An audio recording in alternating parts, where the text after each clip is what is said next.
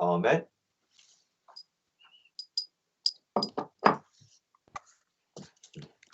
Hallelujah. In the name of Lord Jesus Christ, I speak. 哈利路亞，奉主耶穌聖名講話。Firstly, I give thanks to God that your brother has another opportunity to share some words of encouragement with you all on this holy Sabbath day. 首先，我要感謝神，小弟再次喺聖安息日裏面可以同大家分享神嘅話語。We ask that the grace and the blessings of our Lord Jesus Christ be with all our brothers and sisters gathering together in worship. 我哋求神嘅恩惠慈愛與眾弟兄姊妹同在。So today, the title for mutual encouragement is I stooped and fed them. 今日要同大家分享嘅題目係把糧食放在他們面前。So this will be based on Hosea chapter 11. 咁呢個就係根據何西亞書第11章。So when we talk about the Israelites, we often hear about the weaknesses and the sins of the people of Israel.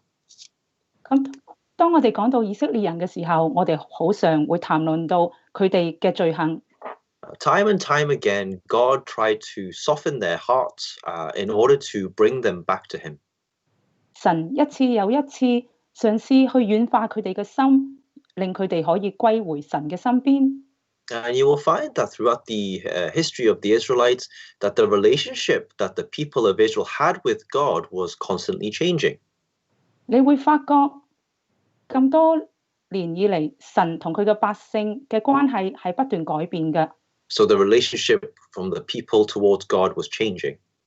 所以係百姓對神嘅關係係不斷改變。But the one thing that was always constant was the love that God had for His children. 但係有一件事情係永遠冇改變嘅，就係神對佢嘅百姓嘅愛。Now, although of course God is our master and His people are expected to serve their master. 冇錯，雖然神係我哋嘅主人，我哋作為神嘅子民係需要侍奉神。You often find that God describes His relationship with His people in a very intimate manner. 但係你會發覺神通常以一個好親密嘅態度去形容佢同百姓嘅關係。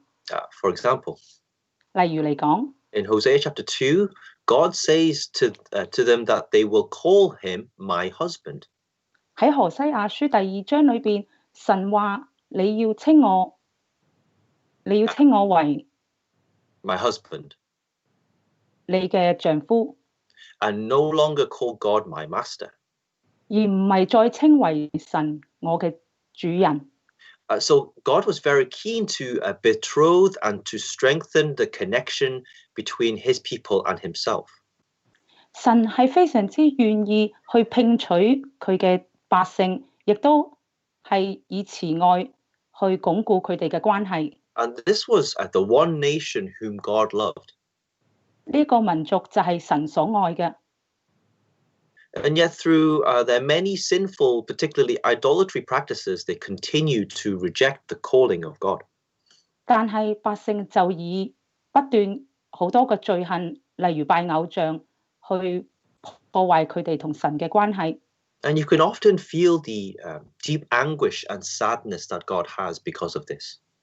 就係因為咁樣，我哋會感受到神嘅憤怒同埋悲傷。We can turn to Hosea chapter 11. 我哋可以睇下何西亞書嘅第11章。Let's read verses 8 to 9. 我哋睇第8同第9節。Please read. 何西亞書11章8至9節。以法蓮啊，我怎能捨棄你？以色列啊，我怎能棄絕你？我怎能使你如押瑪？怎能使你如洗扁？我回心轉意，我的憐愛大大發動，我必不發猛烈嘅怒氣，也不再毀滅以法蓮，因為我是神，並非世人，是你們中間的聖者，我必不在怒中臨到你們。So we find that in spite of all of this, God is so reluctant to give up on His people. 雖然發生一切嘅事，但係神都唔希望放棄佢嘅百姓嘅。Describes the heart of God as churning within Him. 呢度神話佢個心回心轉意。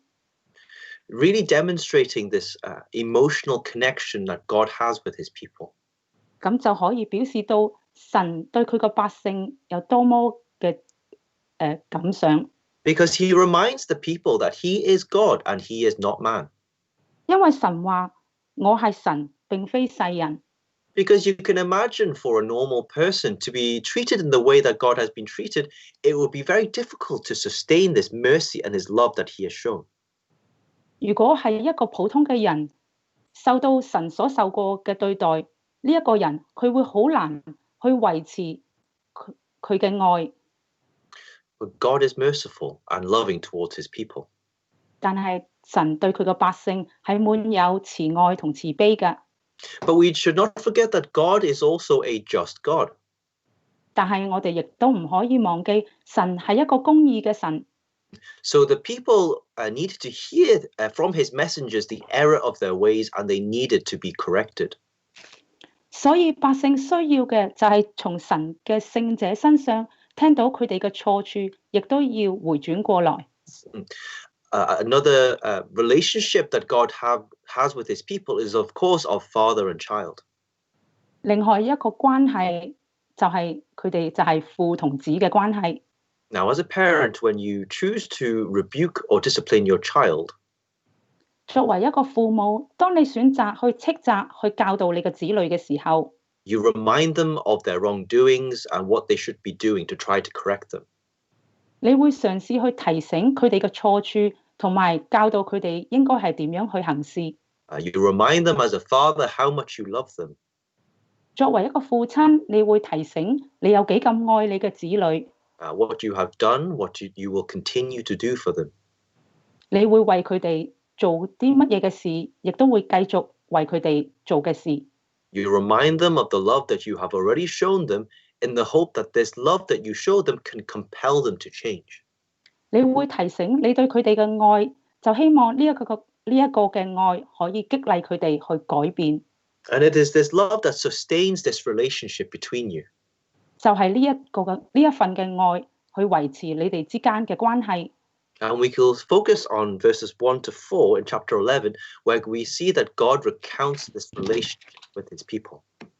咁我哋從第11章1至4節裏面，我哋睇到神再次去數算佢哋嘅關係。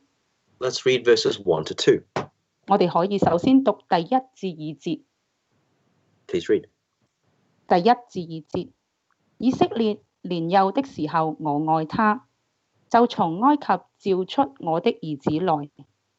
先知越發招呼他們，他們越發走開，向諸巴力獻祭，給雕刻的偶像燒香。So here we see God describing his relationship with the Israelites. 喺呢度，我哋睇到神去形容佢同以色列人嘅關係。Even from young, God loves them. 以色列年幼嘅時候，神已經愛佢哋。And as a reminder of this love, 咁要提醒佢哋呢份愛。he reminds them that he had brought them out of Egypt. 神提醒佢哋，神就係神從埃及召佢哋出嚟㗎。From their toil and from their slavery. 從佢哋嘅困苦，從佢哋嘅捆綁。And he calls them my son. 神就稱佢哋為我嘅兒子。Let's turn to Exodus chapter 4. 我哋睇下出埃及記嘅第4章。Exodus chapter 4, let's read verses 22 to 23. 出埃及記4章22至23節。Please read. 4章22至23節，你要對法老說，主這樣說，以色列是我的兒子，我的長子。我對你說過，容我的兒子去，好侍奉我。你還是不肯容他去，看啊，我要殺你的長子。So here we see a passage where God instructs Moses to tell Pharaoh God's relationship with his people. 喺呢個經節裏邊，我哋清楚知道神吩咐摩西向法老講，以色列就係我的兒子。Israel is his son, Israel is his firstborn. 以色列係我嘅兒子，係我嘅長子。And in fact, God's purpose was for the Israelites to be freed from their bondage so then they would be free to serve God. 神嘅意願係要以色列得到釋放，可以去侍奉神。Unfortunately, despite this, instead of serving God wholeheartedly, we find that in Hosea they served and burned incense to idols instead. 雖然係咁樣，以色列唔單止冇好好咁侍奉神，反而喺何西亞書我哋知道佢哋就開始拜偶像。The Israelites had quickly forgotten the toil and the suffering they had been delivered from by God. 以色列人好快就已經忘記神如何拯救佢哋。So God reminds them and does not wish for them to forget. 所以神喺度就再次提點佢哋，唔希望佢哋忘記。Because God does not forget. 因為神永不忘記。Turn to Deuteronomy. 我哋睇下《申命記》。Deuteronomy chapter 7. 申命記嘅第7章。Deuteronomy chapter 7, let's read verses 7 to 8. 申命記7章7至8節。Please read. 申命記7章7至8節。主專愛你們，揀選你們，並非因你們的人數多於別民，原是你們的人數在萬民中是最少的，因為主愛你們，又要守他向你們列祖所起的誓，就用大能的手領你們出來，從為奴之家救贖你們脫離埃及王法老的手。They are reminded that they were the chosen ones of God. 百姓被提醒到佢哋係神所揀選嘅。And the love that God has for them stems from an oath that he kept with their fathers. 神對佢哋嘅愛就係從神同佢哋嘅列祖所起嘅誓而延伸出嚟嘅。So that in that way he was able to take them away from the house of bondage. 就係咁樣，神就可以從為奴之家救贖佢哋。To give them a life of freedom. 俾到佢哋一個有自由嘅人生。And yet we see in Hosea and in many other instances that they chose to be bound by idolatry instead. 但係我哋知道，從何西亞書同埋其他地方知道，佢哋就選擇被罪而捆綁。So this is an important reminder for us today. 呢個對我哋今日嚟講係一個好好嘅提醒。We should not forget that through baptism we have had our sins removed. 我哋唔應該忘記，藉着洗禮，我哋嘅罪已經被除去。We have been given a newness of life, a reconciliation with God. 我哋已經得到一個新嘅生命，同神已經和好。We now have the hope of salvation because we belong to the true church. 我哋而家係屬真教會，所以我哋有得救嘅盼望。And to be free from this bondage of sin is only possible through the blood of Jesus Christ. 我哋唯有主耶穌基督嘅血，我哋先至可以得到罪嘅釋放。That is the beginning for us as we too have become the sons of God. 我哋而家作為神嘅子女，我哋已經有一個新嘅生命。But that is obviously not the end of our faith journey. 但係呢個唔係我哋嘅信仰路程嘅終點。Because it can become very easy for us to be ensnared and entrapped once again by sin. 因為我哋好容易再次被罪嘅網羅去捆綁。Like the Israelites, there may be things in our lives that we may treat as idols, which we sacrifice to. 就如以色列人一樣，喺我哋生命裏面有好多事情，我哋可以視為係我哋嘅偶像而捆綁住我哋嘅。Of course, it's not to say that we physically worship carved images or man-made images per se.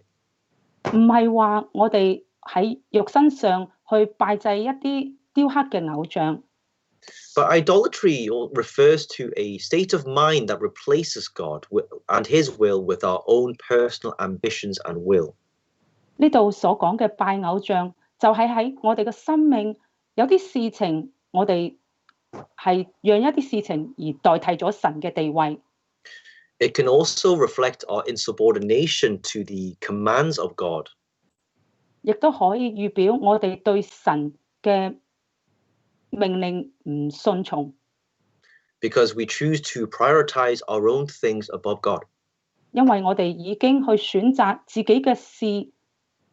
And of course, And this will be different for every individual. 相信我哋每個人都係唔同㗎。We have our own ambitions to succeed. 我哋大家都有自己嘅志向。And you then end up sacrificing and giving up our time, effort, and energy in these matters. 你會喺你嘅志向上，為咗你嘅志向去犧牲你嘅時間。But God does not wish for us to lose our way or to depart from Him. 但係神係唔希望我哋迷失或者離開神嘅。So that's why He often calls out for us as His children. 所以神會不斷去呼喚我哋。And that was the purpose of the warnings and messages that the Israelites would also receive at the time. 就如當時以色列人所得到唔同嘅警告一樣。Let's turn to 2 Chronicles. 我哋睇下歷代志下。2 Chronicles chapter 36. Let's read verse 15. 歷代志下嘅36章第15節。15. Please read. 歷代志下16章36, verse 15.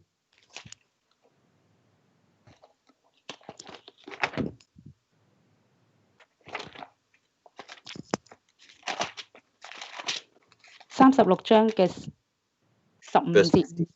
36章15節，主他們列祖的神，因為愛惜自己的民和他的居所，從早起來差遣使者去警戒他們。So here we see the reason for the warnings that were given to his people. 呢度我哋所睇到嘅就係神警戒子民嘅原因。It's because he had compassion on his people. 就係因為神對佢嘅子民有呢個愛惜。It tells us here that God personally sent them, and it also talks about rising up early in order to send them. 呢度話神係親自去差遣使者，從早去警戒佢哋。So the warning from God through his messengers was timely and appropriate for the people at the time. 所以當時神嘅警戒係合時嘅，係亦都係佢哋所需要嘅。So we need to think about the warnings or the reminders that we too are given.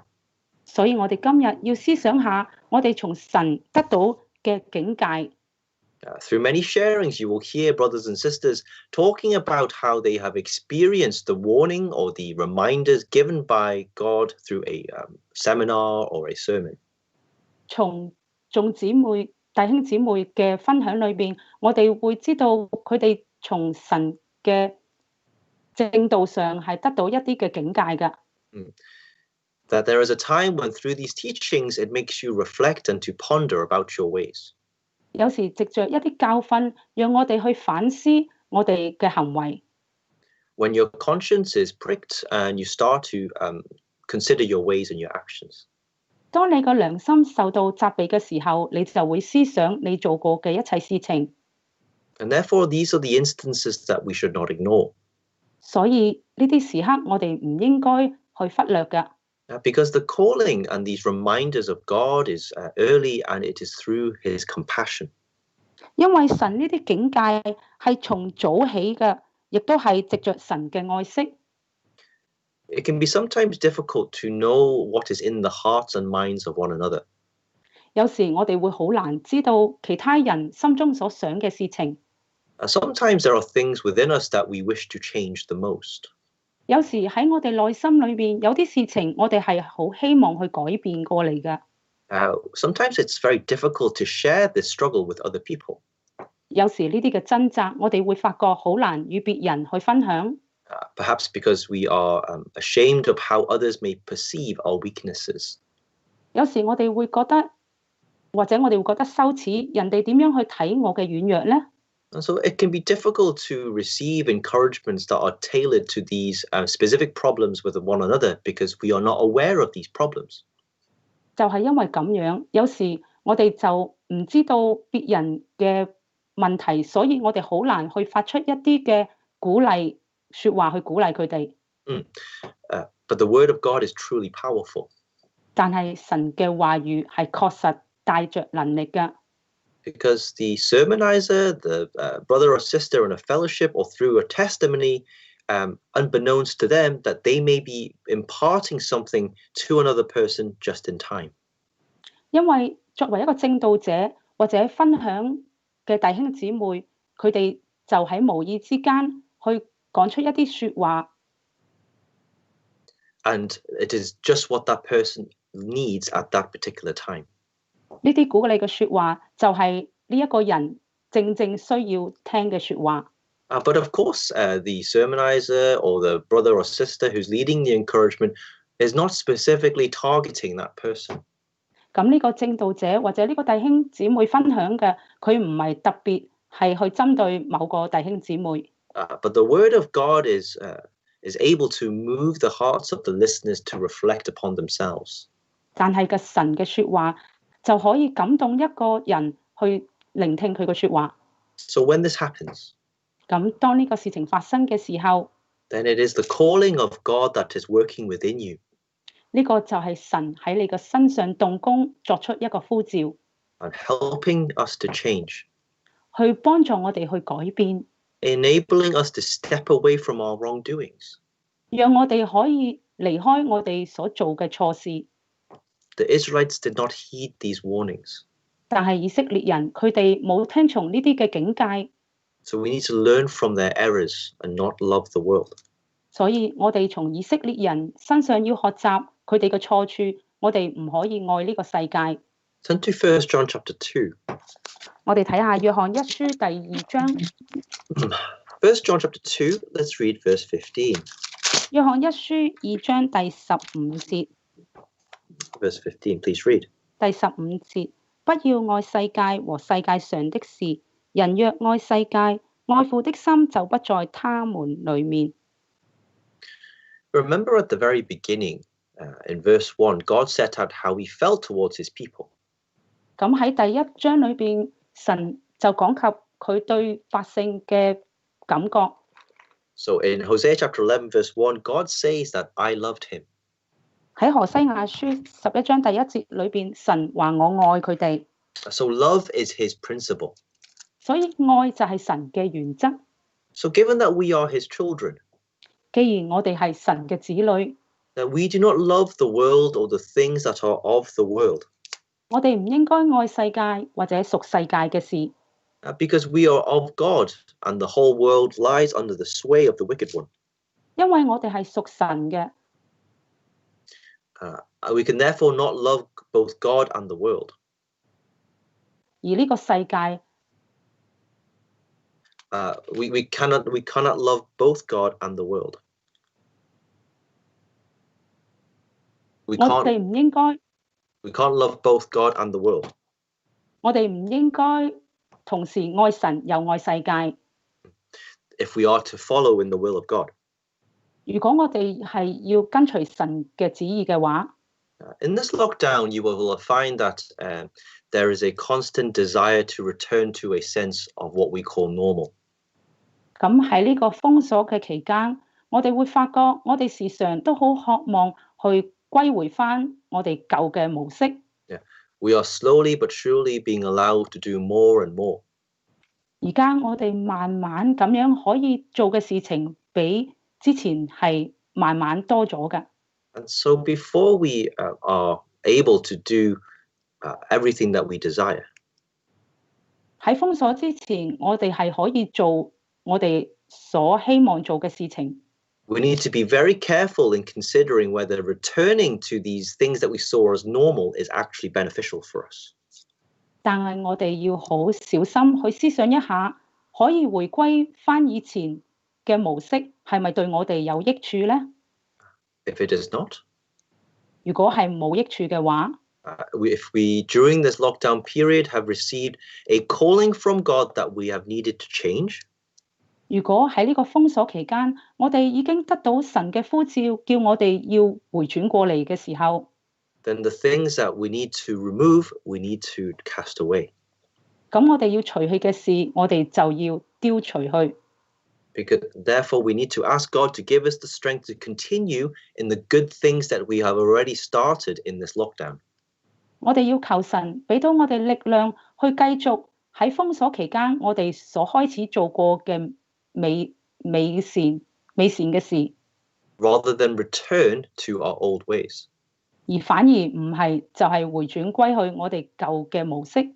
This old way may be what you are used to. 舊嘅模式或者係已經成為我哋嘅習慣， It may be your normal. 或者係你嘅常態。 But is this normal beneficial for you?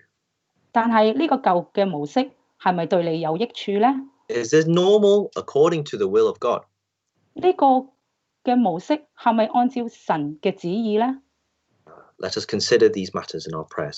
喺我哋禱告裏面，我哋要思想下呢啲嘅問題。 Let's turn back to Hosea chapter 11. 我哋睇返何西亞書第11章。 Hosea chapter 11, verse 3. 何西亞書11章第3節。 Please read. 3節，我原教導以法蓮行走，用膀臂抱着他們，他們卻不知道是我醫治他們。 So here we see not only does God call upon them as his son, 喺呢度我哋睇到神唔單止稱佢哋為我嘅兒子， it says here he also taught Ephraim how to walk. 呢度亦都話係神教導以法蓮行走， He took them by their arms. 神係用膀臂抱住佢哋， So when they were not aware, God would heal them. 當佢哋卻唔知道嘅時候，係神醫治佢哋。 Meaning that there are things that God does for us that we can see, and there are some things that we are not seeing. 嘅意思就係神為我哋做嘅事，有啲事情我哋係睇到，有啲事情我哋係睇唔到嘅。 How does he teach us? 神點樣教導我哋呢？ How does he teach us to walk? 神點樣教導我哋行走呢？ Let's turn to Isaiah chapter 2. 我哋睇下以賽亞書嘅第2章。 Isaiah chapter 2, let's read verse 3. 以賽亞書2章嘅第3節。 Please read. 第3節，必有許多國的民前往說：來吧，我們登主的山，奔雅各神的殿。主必將他的教訓教導我們，我們也要行他的路，因為訓誨必從於錫安，主的話語必從於耶路撒冷。 So here is a description of the mountain of the Lord. 呢度係講到神嘅山， And we know that this represents the house of God. 我哋知道神嘅山就係代表神嘅教會。 And today it is in the church that we are taught his ways. 咁今日我哋喺教會裏邊，我哋就被教導神嘅道路。 And through learning about the ways of God, we can then learn to walk in his paths. 咁藉着神嘅教導，我哋就可以行喺神嘅道路上。 This is a repeated and very simple teaching that we know of. 呢一個教訓係我哋好清楚，亦都不斷被提醒嘅。 But for me, it is a very timely reminder during these times. 對我嚟講，喺呢個時刻係一個非常合時嘅提醒。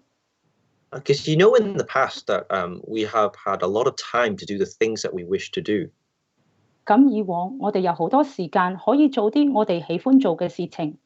And yet during this lockdown period, we have found that we have many blessed opportunities to listen to encouragements and teachings through many different services. 咁喺封鎖嘅期間，我哋有好多唔同嘅機會去聽從神嘅話語。 We of course have our regular Sabbath worships and our fellowships. 我哋有我哋每週嘅安息日崇拜聚會，亦都有一啲嘅團契。 We've had NEG fellowships, we've had a doctrinal fellowship, and as well as our convocation. 我哋有呢個全國嘅宣道團契，有分區靈恩會，亦都有我哋呢個教義團契。 And by God's grace, these events have run very smoothly to bring about encouragement and help to the brethren. 咁藉着神嘅恩典，呢一啲嘅事項，通通都好順利咁進行，帶到我哋大家一啲嘅益處。 And I have found that when I was during this lockdown period, I was quite busy. 咁我個人嚟講，我發覺喺呢個封鎖期間，我比較忙碌。 And then it makes me think about when I am finally released back into the world, how can I fit everything in? 就讓我聯想到，當我可以歸回呢個世界嘅時候，我點樣將呢啲嘅事情通通放喺我日常生活上呢？ Because our previous lives before the lockdown was already so busy. 因為我哋喺封鎖之前，我哋嘅生活已經係非常之忙碌。And therefore, if we are not careful, 所以如果我哋唔小心嘅話， we may start to lose track of these events and these opportunities to be taught in the ways of God. 我哋或者會開始去忽略或者忘記呢啲被神教導嘅機會。If we are to learn to walk in the way of God, 如果我哋要學習行喺神嘅道路上， then we need to continue in these things that we have started. 咁我哋要不斷喺呢方面去行出嚟。Because these events will still continue. 因為呢啲各種嘅事情係繼續會發生㗎。And therefore, we need to keep pursuing and giving time to these times. 所以我哋要不斷去花時間喺呢啲事項上。And not be distracted by being allowed to do more in the world. 我哋唔好因為喺世界上我哋可以做更多嘅事情而受到騷擾。Because this world is not our home. 因為呢個世界唔係我哋嘅家嚟㗎。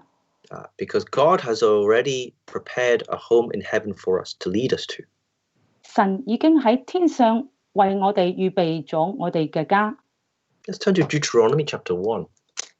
我哋睇下《申命記》嘅第一章。Deuteronomy chapter 1, let's read verse 30 to 33. 申命記第一章30至33節。Please read. 一章30至33節。在你們前面行的主，你們的神，必為你們爭戰，正如在埃及和曠野，在你們眼前所行的一樣。你們在曠野所行的路上，也曾見過主你們的神撫養你們，如同撫養兒子一般，直等你們來到這地方。你們在這事上卻不信主你們的神，他在路上在你們前面行，為你們找安營嘅地方，夜間在火柱裏，日間在雲柱裏，指示你們所當行的路。So in the wilderness, God carried his people. 咁喺曠野裏邊，神係帶住佢嘅百姓行走嘅。Just like a father carrying his son. 就如一個父親去撫養佢嘅孩子一樣。Where did he take his people to? 咁神領佢哋去到邊一度地方呢？ It was a place that God first went before them and searched for himself. 咁喺路上，神係喺佢哋嘅面前行走，為佢哋找一個安營嘅地方。The place which he revealed to them through fire by night and cloud during the day. 呢個地方，神夜間就藉着火柱，日間藉着雲柱去指示俾佢哋。Their destination was already prepared by God. 佢哋嘅終點嘅目的地，神已經為佢哋預備好。Given how wonderful this preparation is and this destination is, 既然呢個目的地係多麼美好， then we need to trust in the will of our Father and his way rather than our own ways. 咁我哋需要嘅就係依靠神嘅道路，而唔係靠住自己嘅方向。So we therefore need to have a conviction to continue to congregate and to assemble together to share in God's words. 所以我哋需要嘅就係確保我哋不斷聚集埋一齊去分享神嘅話語。Let's also turn to Exodus chapter 15. 我哋再睇出埃及記嘅第15章。Exodus chapter 15. Let's read verse 26. 出埃及記15章第26節。第26節又說：你若留意聽主你的神的話，又行我眼中看為正的事，留心聽我的誡命，守我一切的律例，我就不將所加於埃及人的疾病加在你們身上，因為我主是醫治你的。So we see back in Hosea, not only did God teach them to walk in his ways, 從何西亞書我哋睇到神唔單止教導佢哋當行嘅路， we find that God also healed them. 我哋知道神甚至醫治佢哋。How is it that God will heal us? 咁樣神如何醫治我哋呢？ It is when we diligently heed the voice of God, 就係當我哋去用心去聽從神嘅話語嘅時候， when we do what is right and good in His sight, 當我哋所行所做嘅事係喺神嘅眼中係正確嘅， and when we listen and give ear to His commandments. 當我哋用心用耳仔去聆聽神嘅誡命嘅時候， And again, we do this by continuing to gather in His church. 咁我哋唯有就係藉着喺神嘅教會聚集去做到呢一點。 Perhaps during this lockdown, we've been able to attend more services or have been able to keep the whole of the Sabbath day. 或者喺呢個封鎖嘅期間，我哋有更多時間、更多機會去守神嘅誡命，或者去守全安息日。 Do not let the changing external environment affect our worship and therefore our relationship with God. 我哋唔應該讓外來嘅因素而影響我哋同神嘅關係， Because we have already tasted and felt how wonderful that is when we have that connection with God. 因為我哋已經嘗過感覺到我哋同神親密關係帶嚟嘅好處。 Let us not slip back into our old habits or forsake the things that we have learned. 我哋所學到嘅，我哋唔好退步， Do not go back to our old routines, 我哋唔好返回我哋舊嘅模式。 particularly if we have developed a new routine which is much better for us and our families. 尤其是如果喺呢個期間，我哋已經有個新嘅習慣，對我哋嘅家人有益處嘅話， Let's turn back to Hosea chapter 11 and let's read verse 4. 我哋睇返何西亞書11章第4節。 Let's read verse 4. 11章嘅第4節，我用慈繩愛索牽引他們，我待他們如人放鬆牛的兩梳甲板，把糧食放在他們面前。 So here we see that there are three actions. 喺呢度我哋睇到有3個嘅行動。 The first is the drawing in by God using gentle cords and bands of love. 首先就係神用呢個慈繩愛索牽引佢哋。 The second is He took the yoke from their neck. 第二就係神放鬆呢個牛嘅兩梳嘅甲板。 And the third, He stooped and He fed them. 第三就係神把糧食放喺佢哋嘅面前。 So these are all expressions of love of God to His people. 呢個通通都係神對佢嘅百姓嘅愛嘅表現。 And you will find that there is something that is common within this. 咁喺呢幾方面，我哋會揾到一個共通點。 I drew them. It says that I drew them. 呢度話我用慈繩牽引佢哋， Or I took the yoke from their neck. 我待他們如人放鬆牛嘅兩梳甲板， I stooped and I fed them. 同埋我把糧食放喺佢哋嘅面前。 So God does not force us to love Him. 所以神係冇強迫我哋去愛佢嘅。 And therefore, the love that we have for Him should be voluntary and is come naturally. 所以我哋對神嘅愛係應該出於自願同埋自然嘅。 The fact that we attend services, go to RE and fellowships is not because we are forced to by other people. 我哋去參加聚會，我哋參加宗教教育，唔係因為我哋被強迫而去做， But instead, we need to look to the love of God to draw us in. 反而嘅，我哋應該係被神嘅愛而吸引我哋去做呢啲事情。 We need to be compelled to do these things by the love of Christ. 我哋要被神嘅愛而激勵去做呢所有嘅事情。 Listen to 2 Corinthians chapter 5. 我哋睇下哥林多後書嘅第5章， Let's read verses 14 to 15. 哥林多後書第5章14至15節。 Please read. 14節，原來基督嘅愛激勵我們，因我們想一人既替眾人死，眾人就都死了，並且他替眾人死，叫那些活着的人不再為自己而活，乃為替他們而死復活的主活。So we know that following baptism and being in the true church, we no longer live for ourselves. 我哋知道經過洗禮歸入真教會之後，我哋已經唔係為自己而活。We live for Christ who died for us. 我哋係為我哋而死嘅基督而活。It is the love that Christ has already shown us that should compel us to do good and to follow in his ways. 就係因為神已經將佢嘅愛彰顯俾我哋，而激勵我哋去跟隨神嘅道路。Because when you love someone, you will do whatever it takes to make them happy. 當你愛一個人嘅時候，你會盡你所能去讓佢哋開心。Their happiness will sometimes or often even supersede your own happiness. 佢哋嘅幸福往往就會取代咗我哋嘅幸福。You are compelled to do these things. 你會有呢個激勵去做呢啲事情。Not because it is what you should do.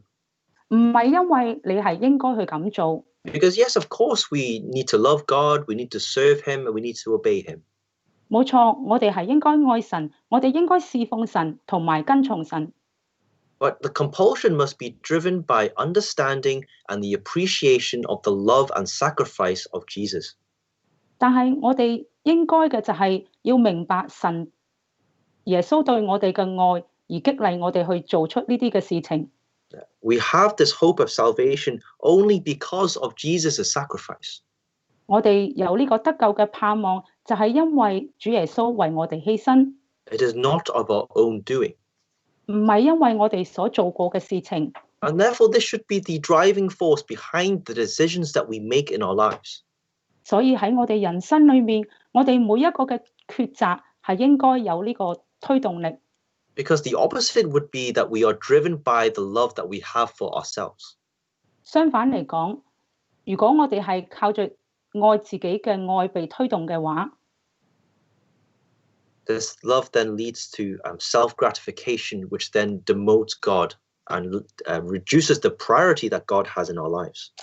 咁呢個愛只係會帶嚟我哋嘅自滿，同埋喺我哋嘅身上神嘅位置會降級。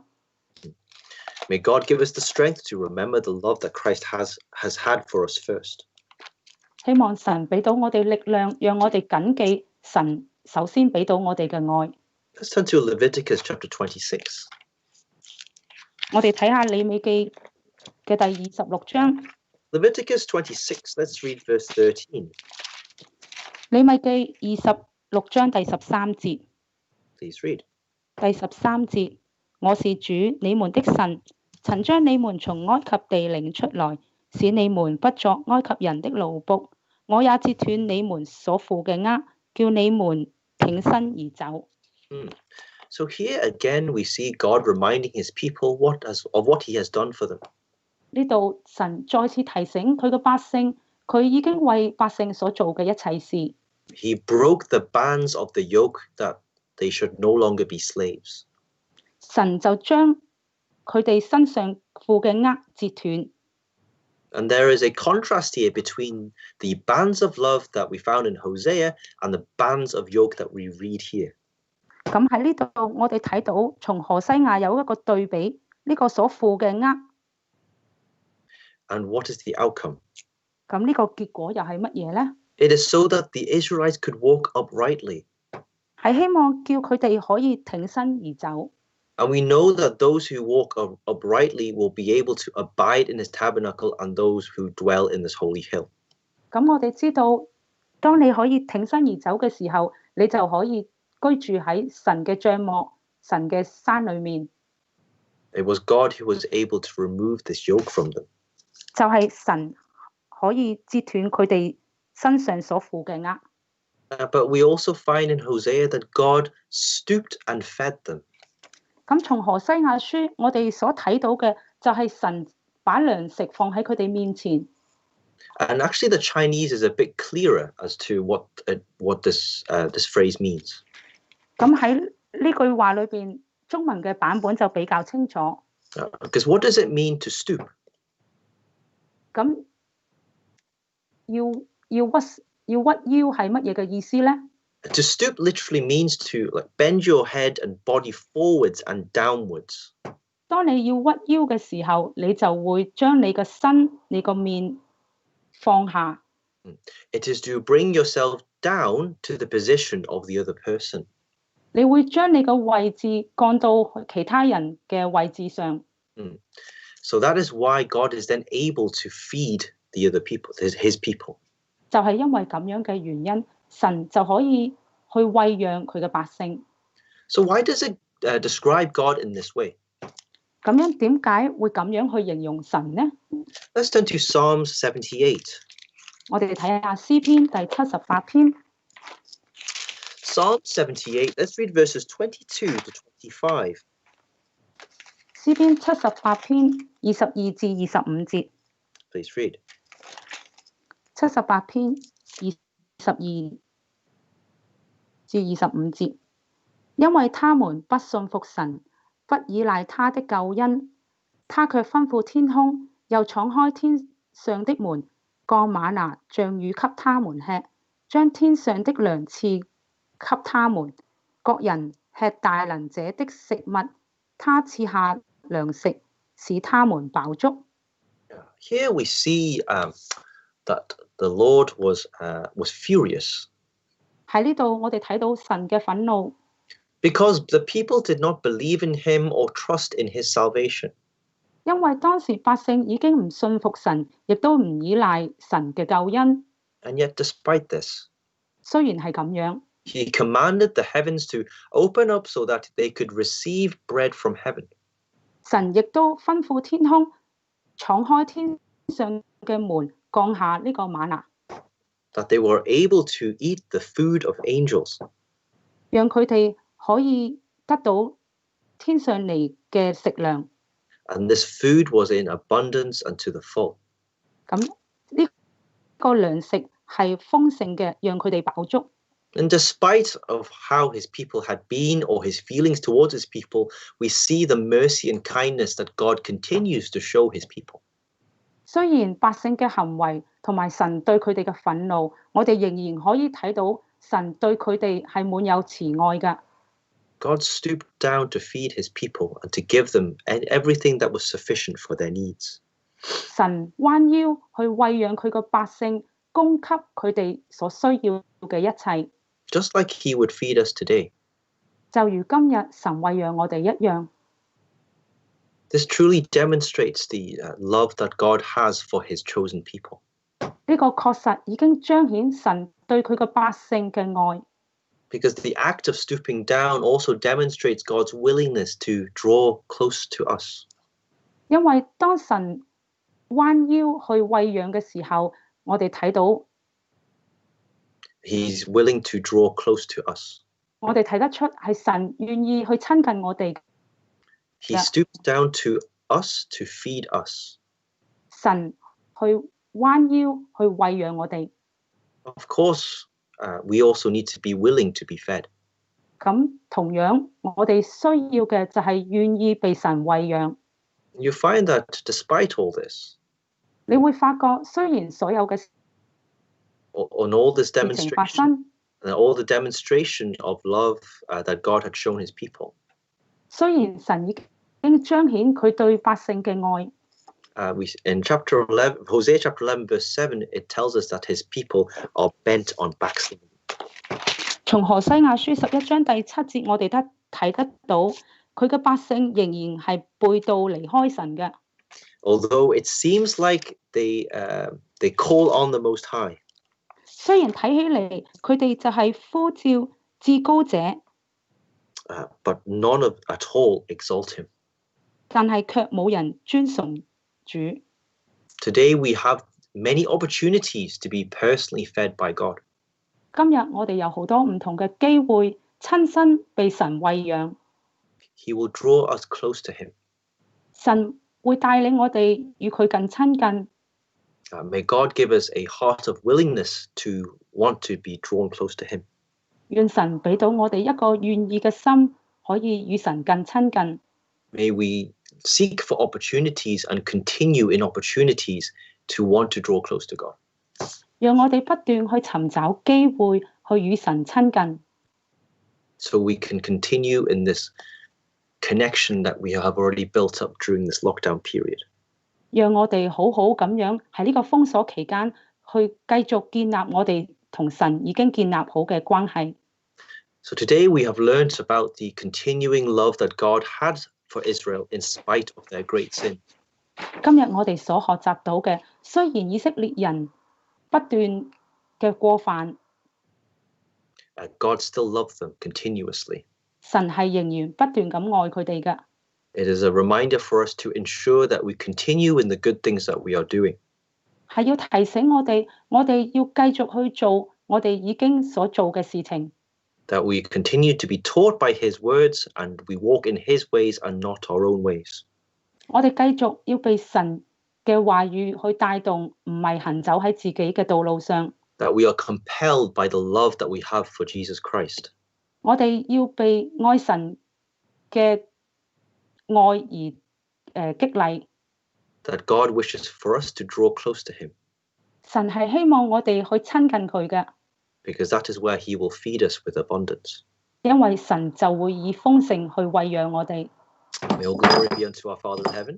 願一切榮耀歸俾我哋天上嘅父神。Hallelujah, amen. 哈利路亞，阿門。Let's sing hymn 234. 我哋唱讚美詩234首。